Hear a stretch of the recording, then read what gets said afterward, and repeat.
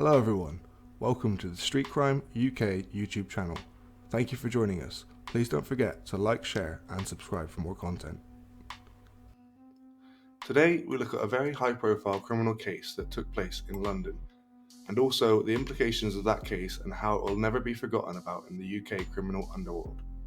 Mr. Darren Mathurin, who was from Harlesden in northwest London, was originally facing 16 years in jail for conspiracy to murder when the police decided to offer him an exclusive deal, one that had not previously been given to anyone in the UK, and especially to anyone who had been convicted of a murder. The proposal of the deal was one that offered a new life and a new identity. This would be given to him upon release from custody, and he will be able to start his new life with his family, but it was to come at a high price, one that would cost him his reputation. Mr. Mathurin was to become one of Britain's most notorious supergrassers, and one from within a community in which police were previously unable to infiltrate and find an informant within. After his own conviction of a murder case of which he was involved in, Mr. Darren Mathurin had told the police he was prepared to give information on inside knowledge that he had about high-ranking gangland murders within the community, and also gave the details of his own lifetime of violent robberies, prolific drug dealing, and extreme gang-related violence. Jamal Moore and his friend Sean Stefanis had been celebrating at a family party that was being held near Willesden Green in North London. About 11:30 p.m. on that January evening in 2005, Mr. Stefanis left the address where the party was being held and had been driven off in a taxi.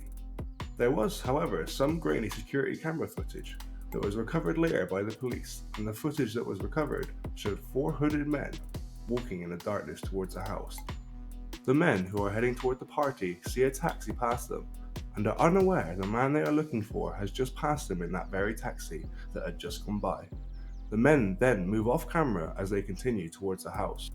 The men had come to the party in search of Mr. Stefanis, but realizing they had missed him, and already now in the mindset of wanting to hurt someone, the group then unfortunately spotted 24-year-old Mr. Moore and decided to turn on him instead. He was at the time with his girlfriend collecting a case of beer, a case that he had collected from the shop earlier that day. He had only left the party to collect the beer as supplies were running low, and so he went to his car with his girlfriend so that he could collect the case and return to the party with more drinks. As he was unloading the case of beer from his car, the 3 gunmen approached, and all 3 withdrew their guns and started firing towards Mr. Moore. It was later reported by police that 16 shots had been fired from the gunmen in total. The bullets had completely peppered the silver Renault Megane that Mr. Moore was stood next to with his partner. The dramatic CCTV footage of that night then shows the 4 men who shot Mr. Stefanis running away from the scene. It also showed that at least one of them was still carrying a gun in his possession, as it could be seen glinting in the streetlights by the CCTV camera, as he attempted to make a swift exit from the crime that had just taken place. Although he had been hit by 5 of the 13 bullets that had been fired, Mr. Moore had somehow during the commotion been able to dive away from the car and was able to roll down a bank. He was also followed by his very luckily uninjured girlfriend. As he was lying at the bottom of the bank with his life on the edge of being taken from him, Mr. Moore somehow found the strength to call 999 on his mobile phone. During court proceedings, the jury heard how he told the emergency operator that he needed help, and it was noted that he sounded to be in immense pain. He then said, "I've been shot, I need help." When he was asked where he was, he replied, "I'm in a back garden, please be quick, I've been shot." He is then heard by the jury on the same phone call naming one of the shooters he thought had shot him. "It was Rufus. Rufus was the one who shot me." Another male's voice is then heard in the background. The unidentified male could be heard saying that Mr. Moore's breathing has now become even more difficult and that the ambulance needs to hurry up. This was unfortunately another brutal tit-for-tat killing between the feuding gangs, which according to police had the majority of time come from neighbouring housing boroughs from within the inner city suburbs of London. But for the police officers and detectives who were operating from within Operation Trident, which was a task force that had been created by the Met to deal exclusively with the gun crime that according to police at that time was on a dramatic increase within London's low-income communities, and they were now adamant that this was in fact a major turning point in the fight against the gun crime. For it was this incident that created the moment in which the detectives who were working within Operation Trident had managed to find their first supergrass. The supergrass was a man who was deeply entrenched within the community and with extensive criminal knowledge of crimes that officers were desperate to get evidence for to be able to secure a conviction. This was also somewhere that the detectives had been trying to infiltrate for a very long time, and have tried to get an informant who will be willing to cooperate with the police from within these communities for many years. Mr. Darren Mathurin, who was 24 at the time, had explained to police detectives how he himself had actually drove the killers to the scene of Mr. Moore's murder. He also explained to detectives that after reading a description of the van that he had used to drive the killers to the shooting in the local newspaper, Mr. Mathurin had now decided that it was now probably a good time to get rid of the van and decided to drive it to East London. It was here where he would burn it out. He did this in an attempt to destroy fingerprint and DNA evidence. As he doused the vehicle with petrol that he had brought with him in a jerry can, and the fact that Mr. Mathurin did not have any trained experience at all with explosions, meant that he was stood way too close to the van when the van had blown up. The explosion that occurred caused his woolly hat to blow off and badly burned his legs. He was now in immense pain and so decided to call a taxi to take him to the hospital. It was reported by the taxi driver that his legs were in so much pain that he drove Mr. Mathurin to the hospital with his legs poking out of a window to cool them down and try to dull the pain. However, this would turn out to be a costly mistake for Mr. Mathurin, as the police, who were called by a member of the public to investigate the explosion, had in fact during their investigation managed to find Mr. Mathurin's hat at the scene. The DNA fibres from the hat matched those of the fibres of which had been found by forensic detectives in the van. Around this time, detectives who were working the case had now been able to identify who Rufus was. This was the nickname of a gangster who lived in the area surrounding the crime, whose real name was in fact Roberto Parchment. On the night in which the murder took place, both men who were present at the murder had left their mobile phones switched on. This allowed police to use their cell site analysis on both of their phones, and this was enough evidence to place them at the scene. Cell site analysis is a common practice used by police, in which the police are able to triangulate your phone signal and position by using the cell site masts. The cell site mast in which your phone is always connected to if it's turned on is always able to track your location at all times.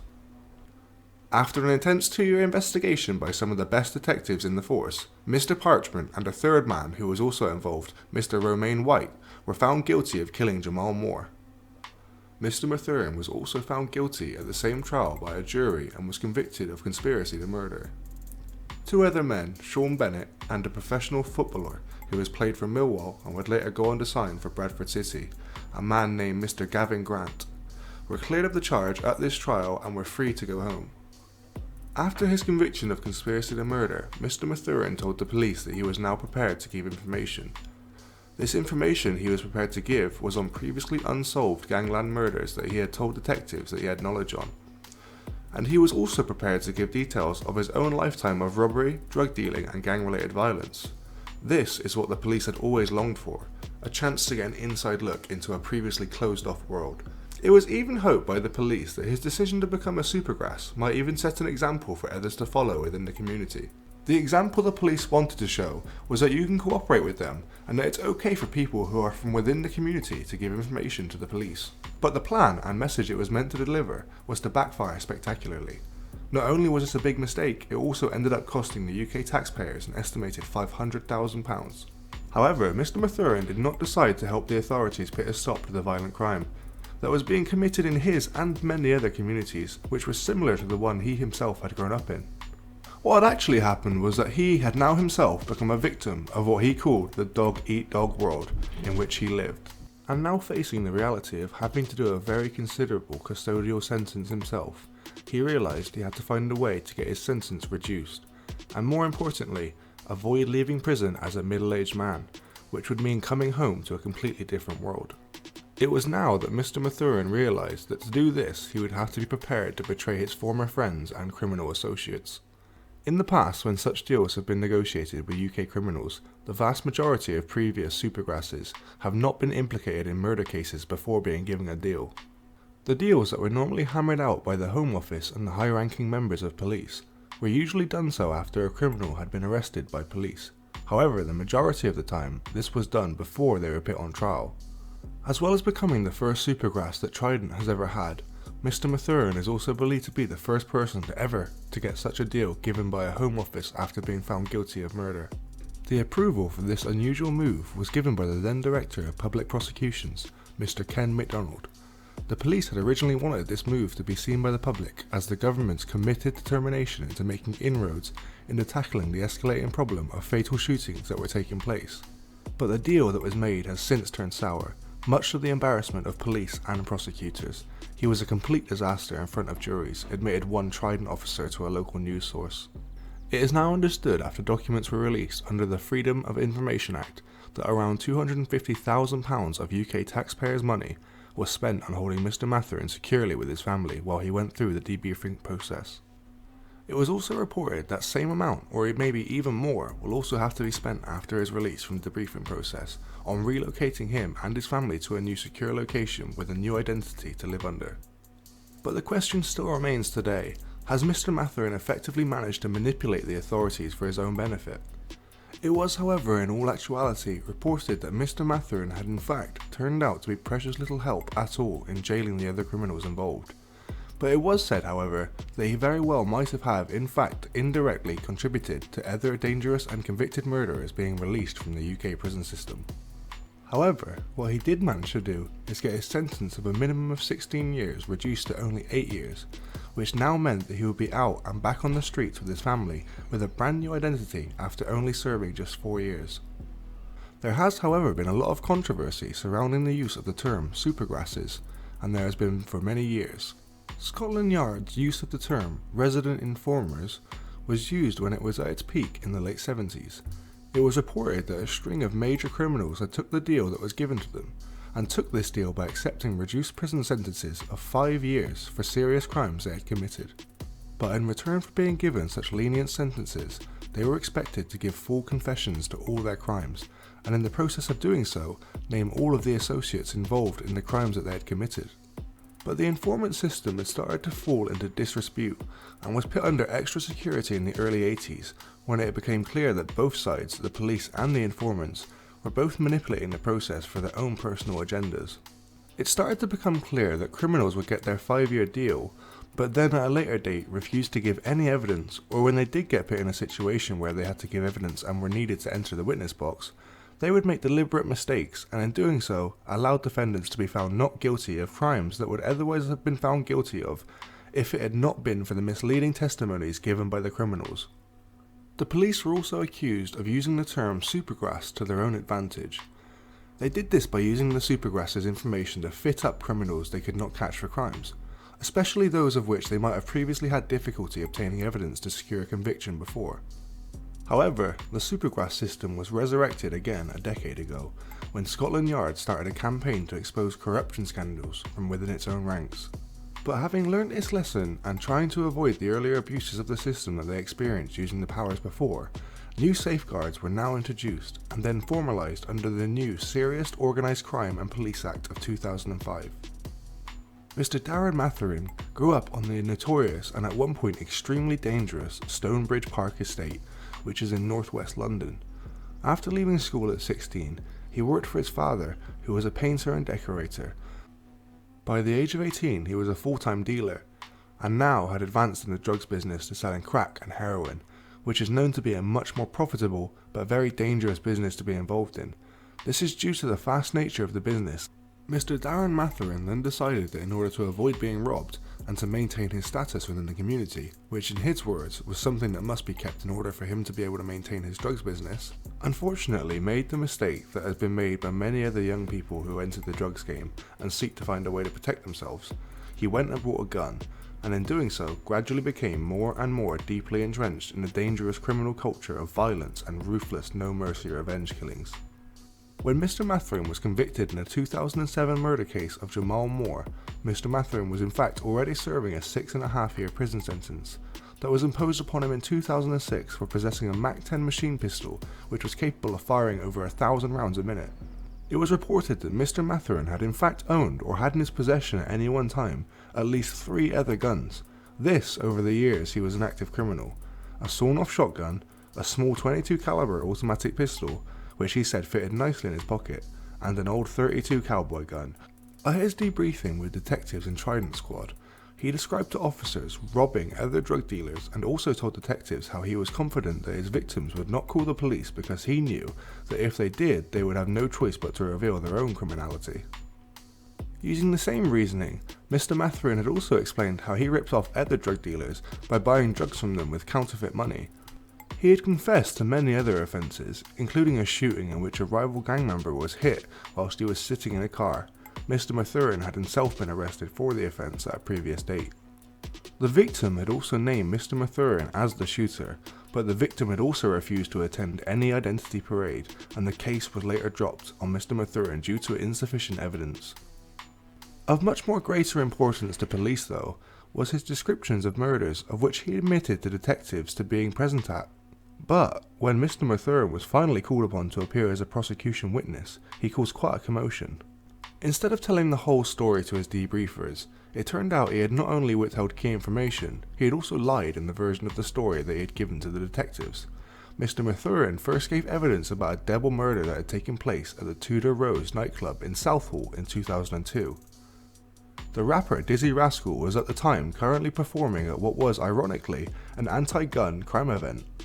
2 men were shot dead on the dance floor. 21-year-old Mohammed Shorty Korna was hit by 3 of the 4 bullets, one of them to the back of his head.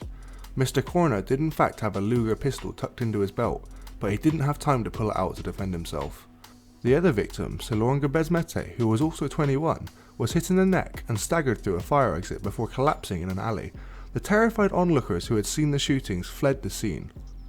Soon afterwards, the detectives made inquiries and arrested 2 men, a 21-year-old DJ Shakar Anderson and Wayne Freckleton, who was aged 20. Although both men admitted they had in fact been at the nightclub that night, the police did not, however, have enough evidence at the time to link either of them to the murders. Then, in 2008, the Supergrass Mr. Mathurin announced to police that he himself had witnessed the shootings, and upon receiving this new information, Mr. Anderson was re-arrested. But it was, however, too late to detain Mr. Freckleton. He had unfortunately himself been shot dead 3 months before at a barber's in Harlesden, northwest London. Mr. Mathurin appeared very relaxed at Mr. Anderson's trial, telling the jury he had seen the defendant and Mr. Freckleton heading across the dance floor towards their intended target, Mr. Korna. As he was hit by gunfire, Mr. Korna fell. His body was still twitching with the impact of the bullets that had hit him. Mr. Anderson's barrister, David Etherington, QC, said Mr. Mathurin's versions of events differed quite substantially from that of another witness who had come forward in the case, and he accused Mr. Mathurin of making up parts of his story to be able to qualify for the Supergrass deal that he had so desperately wanted. He accused Mr. Mathurin of being extremely intelligent and a very manipulative individual. He also described him as being an admitted liar and someone who could not be trusted by anyone. To which Mr. Mathurin simply replied, "I think you're forgetting, I'm not on trial here. You lot can believe me or you don't have to. I'm gonna be honest, I don't really care." To which he was then asked, "Is this because you have already done your deal to secure your own freedom, regardless of the outcome of this trial?" To which he replied, "Yeah, that's right." The jury, who listened to everything that was said, went straight away to deliberate, and soon returned with a unanimous verdict of not guilty, after only a few hours to think it over. With his reputation now tarnished due to being labelled a Supergrass, Mr. Mathurin was then due to appear as a witness at a retrial that was to be held in December of 2009. This retrial was to be held for the men who were convicted along with himself for the murder of Jamal Moore. The 2 other men who were involved were Mr. Roberto Parchment and Romain White. The new hearing had now been ordered by the police and the Crown Prosecution Service, mainly parts of Mr. Mathurin's new and very consistent testimony that he was now prepared to give to the police in exchange for getting a deal in which he could start a new life under a new identity with his family. Before Mr. Mathurin made his appearance in court, his case was reviewed by the appeal court judges, who made it very clear about their views regarding a Supergrass being used in court proceedings. The witness is a fluent and very circumstantial liar who says whatever suits him to get whatever he needs in the moment, and is adept at tailoring it to the known facts to make it a good story. This was declared by the Lord Chief of Justice. The previous accounts that he originally made to police of this killing had now been garnished with much of his own invented material, and this material was given as Mr. Mathurin entered the cleansing process or debriefing process. The powerful interest which he has to serve, and still has, lies in obtaining and retaining any type of dramatic reduction in his sentence that he can find. However, despite this damning verdict, the Crown Prosecution Service still went ahead with the trial, using Mr. Mathurin as their key witness in the retrial, which would also be considering a second earlier murder, which he allegedly had been committed by the defendants. When Mr. Moore was gunned down himself in 2005, it was alleged that this was a revenge killing for a murder that had taken place the previous year. This was following the burglary of a flat which was being used to sell drugs. It was reported during the burglary 3 women who were previously friends of the gang member Mr. Damian Williams were also at the flat during the burglary.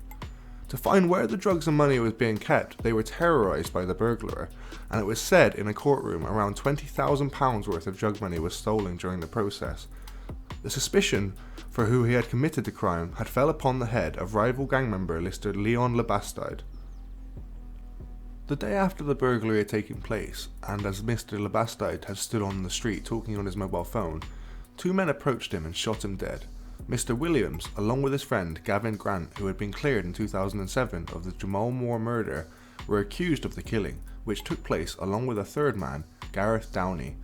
However, this time in court, Mr. Mathurin appeared very nervous in comparison to his last appearance. He was looking pale, tired, and he had frequently chewed on his lower lip. He said after learning of the shooting of Mr. Lebastide by word of mouth in the local community, he went to Mr. Williams at his house to see if he had known anything about what had happened. He said when he went inside and saw Mr. Grant coming out of the bathroom, he noticed that he had been washing gunpowder off of himself and that water was dripping off his head when he finally appeared. He saw me and the first thing he said was, "Is he dead?" I said, "I think so, he's on the floor." Mr. Mathurin then came under a sustained attack from the defence barristers, who were both QCs. As when asked questions about the Devil Murder nightclub trial, he again admitted having lied on oath, agreeing he would do anything to save his own skin, and this included letting any innocent people take the blame if that's what it took. He insisted he had in fact been telling the truth since turning into a supergrass, but he could not have presented his intentions to the jury any better when he said with a smile on his face that his drastically reduced sentence meant he would hopefully be out of prison in time to watch the Olympics. Only 3 of the 5 defendants had actually gone into the witness box to give evidence. Mr. Grant and Mr. Downey admitted being at Mr. Williams' home, but had also said they had not left the house to shoot Mr. Lebastide, and they also proclaimed they had not been there in the immediate aftermath of the murder either, which was now the version of events now being claimed by Mr. Mathurin. In his closing speech, even the prosecuting QC, Stephen Batten, described Mr. Mathurin as odious and as someone who had found it very easy before to lie, but what he did say was that it was believed that Mr. Mathurin was now telling the truth, and that even without his testimony there was still enough compelling evidence to find the men responsible of guilt. But he was wrong, and the jury however did not agree, although they did once again find Mr. Roberto Parchment guilty of Jamal Moore's murder, and this was probably because of the dying victim's final words and his girlfriend's evidence in court rather than Mr. Mathurin's testimony that he made. Mr. Parchment was sent back to prison to resume his 28-year sentence, but his co-defendant, Romaine White, who had also been given a 27-year term, was now found not guilty. It is open to speculation whether Mr. White would still be behind bars if Mr. Mathurin had kept quiet about the information he said he knew about that fatal night. The jury failed to reach verdicts on Mr. Grant, Mr. Downey and Mr. Williams for the murder of Leon Lebastide. Anonymous threatening letters were sent to all the families of the men who were suspected of killing Mr. Leon Lebastide. The 3 men faced another retrial in July later that year. This time the prosecution had decided not to use Mr. Mathurin as a witness, this time realising that they believed him to be a liability to the prosecution's case. According to Mr. Grant's barrister, Mr. Nigel Rumfitt, QC, Mr. Mathurin had taken to the Met Police and Trident for a complete and absolute ride. In his opinion, Mr. Mathurin had essentially had them over and made them look extremely foolish in the eyes of the public and the criminal justice system. All 3 defendants were found guilty of the crime. Mobile phone evidence helped tie Mr. Grant to the murder scene, and he and Mr. Downey were sentenced to life imprisonment with a minimum of 25 years behind bars, while Mr. Williams had received the same sentence for conspiracy to murder. Mr. Rumfitt's criticism of the Met and the task force it had created, Trident, has however been rejected by Detective Inspector Steve Horsley, who was the lead detective in charge of Mr. Mathurin's cases. Despite what has been reported in the media, he gave us very good intelligence, and this was without him telling us what he knew in the incident which took place in Tudor Rose nightclub, or any information that he had on the murders of Mr. Moore and Mr. Labastide. We would not have reopened those investigations and put those 3 dangerous men behind bars, if not for Mr. Mathurin's newfound willingness to now cooperate with the police. Opinions of using Mr. Mathurin in the same way the police did of those who were and still are in the legal profession is not, however, so positive. Paul Mendel, who was the chairman of the Criminal Bar Association at the time, says the use of supergrasses is deeply flawed in criminal cases and that they should come with a health warning before being used. Another leading QC, Michael Mansfield, also agreed with Mr. Mendel. He said that there is a serious risk to the truth of being told because most of these people are not speakers of truth, and in my own personal opinion they should not be allowed at any time to be brought through the doors of the courts. Although it is known that Scotland Yard and other police forces are still currently using supergrasses in and around other cases around the country, Operation Trident stated there is no plans to currently use supergrasses anymore. Trident's head detective superintendent Gary Richardson concedes that in his experience the majority of juries in court do not like supergrasses. But even after making such a big mess with Trident's use of supergrass, he still won't admit that Mr. Mathurin was at least a very expensive mistake, and all at the expense of the British taxpayer. He says each case where deals could or may be offered will be looked at upon its own merits, and he stresses the deterrent value of the supergrass system, especially in a community where gun crime is a common occurrence. The detective also stated that if you are a criminal and you think that someone with you could potentially give evidence against you, then it's been proven that you're going to be less likely inclined to commit the crime. That's always been one of our hopes and the outcome of this operation.